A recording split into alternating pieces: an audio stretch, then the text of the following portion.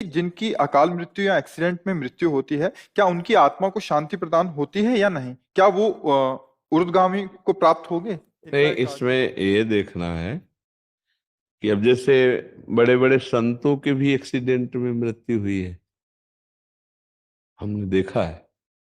पूज्य बक्सर के मामा जी नाम के बहुत बड़े संत थे, तो जा रहे थे कथा करने।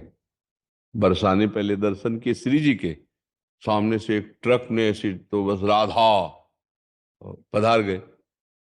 तो अब इनकी कोई आत्मा को अशांति थोड़ी है, तो भगवान के पार्षद है, भगवान में गए, समझ गए। अब जो पापाचरण कर रहा है तो शरीर छूटने के बाद उसको वैसी गति मिलेगी।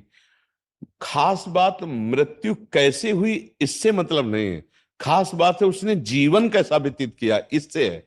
जैसे पूज्यपाद श्री उड़िया बाबा जी महाराज, इतने बड़े सिद्ध संत, और अंतिम दशा होती कि गड़ासा से नहीं, वो एक पागल आदमी, विक्षिप्त आदमी, कई गड़ा से ऐसे, और उससे तो अब क्या अधोगति होगी क्या? अरे वो तो जीते जी ब्रह्म पद प्राप्त महापुरुष है, समझ रहे ना। मृत्यु की घटना से किसी के परिणाम को नहीं जोड़ा जा सकता, उसके जीवन से परिणाम को जोड़ा जाता है। उसका जीवन कैसा था?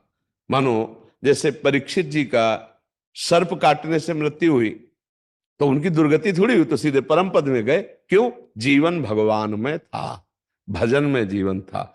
अब जैसे कोई बहुत पापात्मा पाप कर्म कर रहा है, तो देखा गया कोई कष्ट नहीं, बहुत आराम से मृत्यु हो गई, बहुत आराम से मृत्यु। हमने देखा है कि कोई बीमार नहीं रहे, वैसे दिल फेल हुआ 2 मिनट में चले गए। एक आदमी पाप करता है, जुकाम नहीं होता है, खूब चौड़ी छाती करके खूब घूम रहा है। एक आदमी बड़े धर्म से भजन कर रहा है और जीवन उसका बड़ा दुख में देखा गया। अब इसी रहस्य को जानना है। वो पाप कर्म कर रहा है तो उसके पुण्य खर्चा हो रहे हैं, सिद्धांत है। अब जब पूर्व पाप और ये पाप जुड़ेगा तो उसकी दुर्गति हो जाएगी। अब इनका अंतिम जन्म है, तो इनके जितने पापों सब भुगता दिए जाते हैं।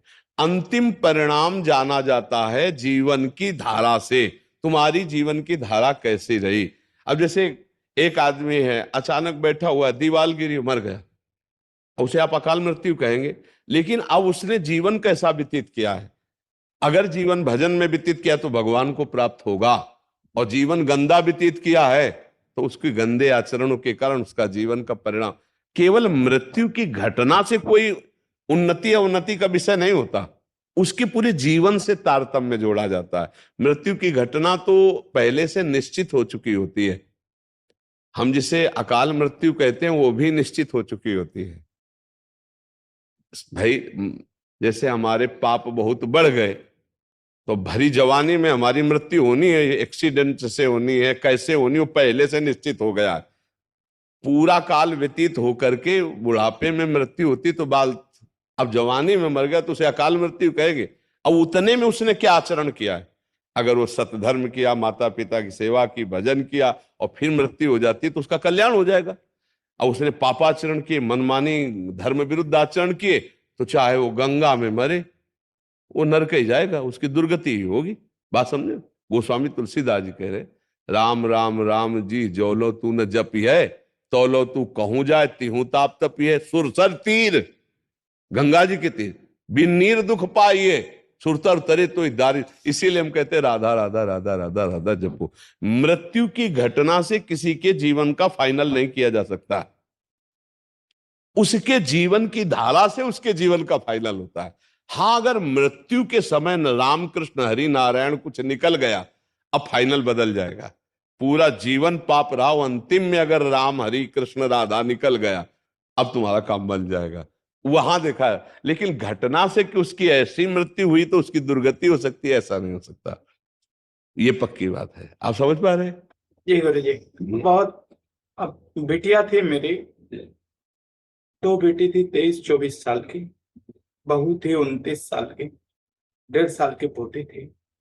7 साल हो गए, लेकिन मन व्यतीत रहता है। हाँ, क्योंकि अपनापन होता है ना परिवार से। तो अब देखो, इसका हम रोज घोषणा करते हैं एक बार सत्संग में, इस लोक का नाम याद कर लो, क्या है? मृत्यु लोक। यहां सबको मरना पड़ेगा भैया।